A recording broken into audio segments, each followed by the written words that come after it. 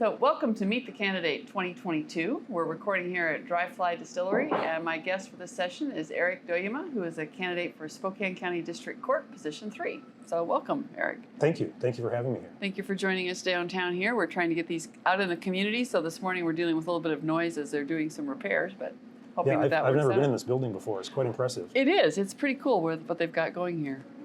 So I want to start with just tell me about where you grew up. I moved around a little bit as a kid with my dad's job, but I was born in South Dakota. Grew up in mostly in Sioux Falls, South Dakota. Grew up a little bit in Iowa, and then my dad got transferred to Cincinnati, Ohio.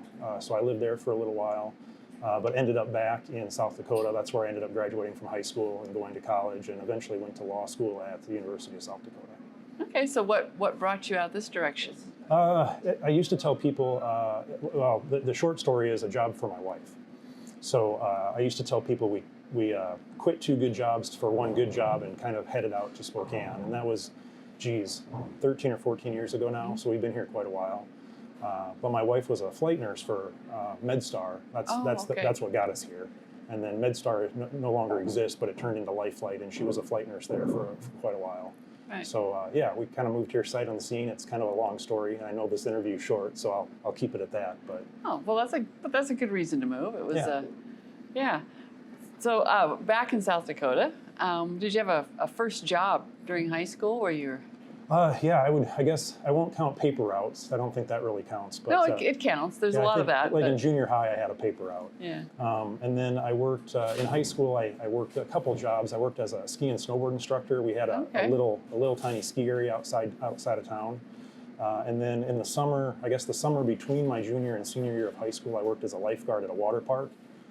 So those were kind of my 2 first, I guess, real jobs, other than a paper route.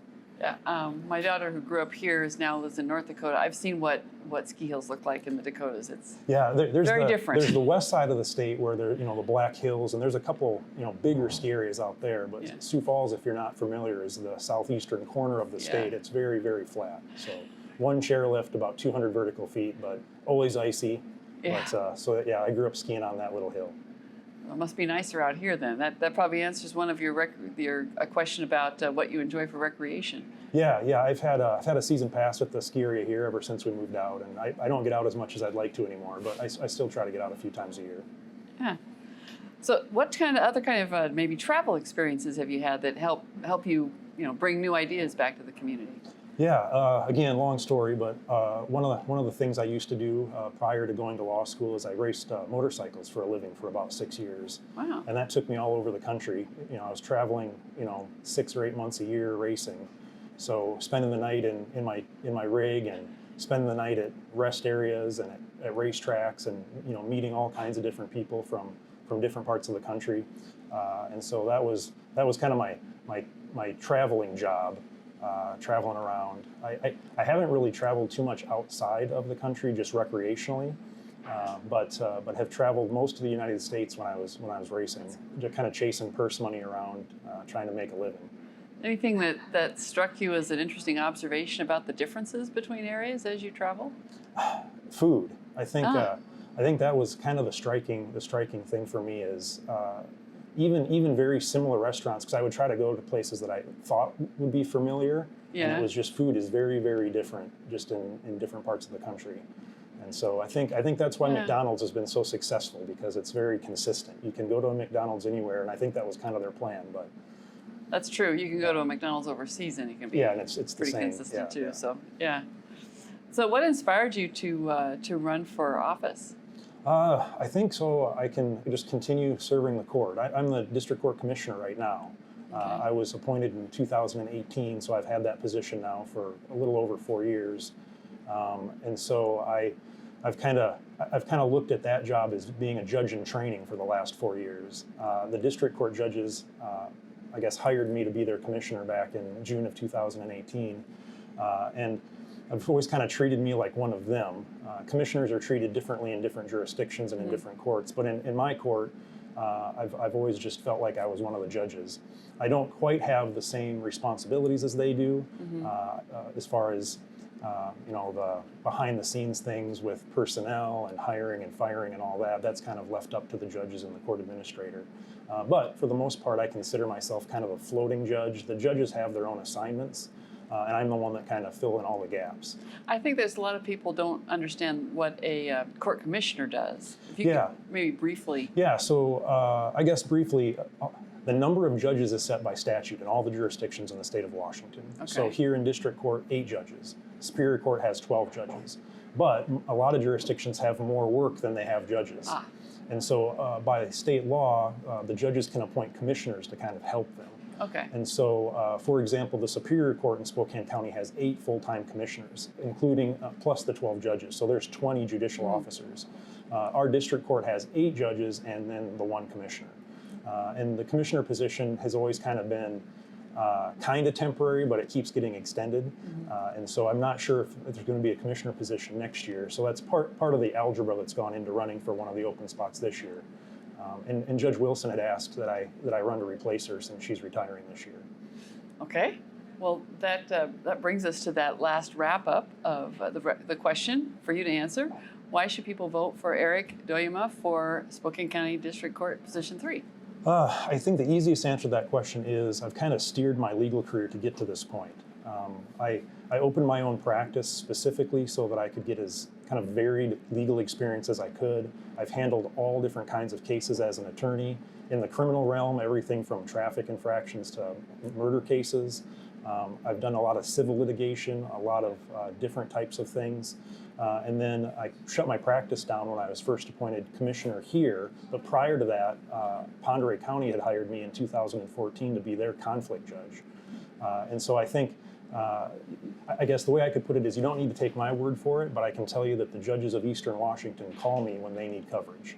Stevens County calls me, Pend County calls me. The district court judges here hired me to be their commissioner because they trust me and know that I do a good job and work hard for Spokane County residents.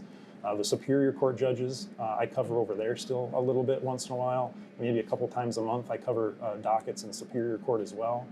I guess another good example is one of our retired district court judges. He was the Airway Heights Municipal Court judge briefly for a while after he retired, and when he needed coverage, he called me.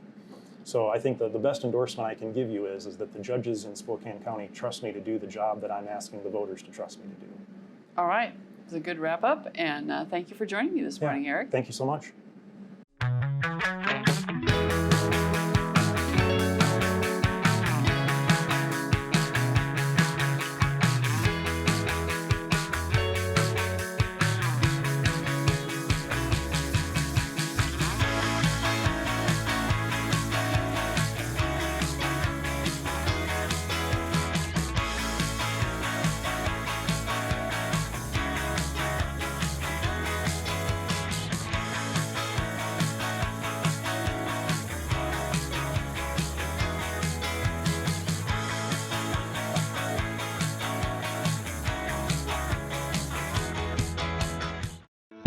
From Chud Sr. to Dick Wendell, to Kristen and myself. And now to our kids. Our goal is to help people drive for generations. From roll-up windows to power everything. From stick to automatic. From gas to electric. No one can totally predict what technology is coming our way. But I can guarantee we will be here before and after the sale, giving you the confidence for generations to come. That's the Wendell way. Drive for generations.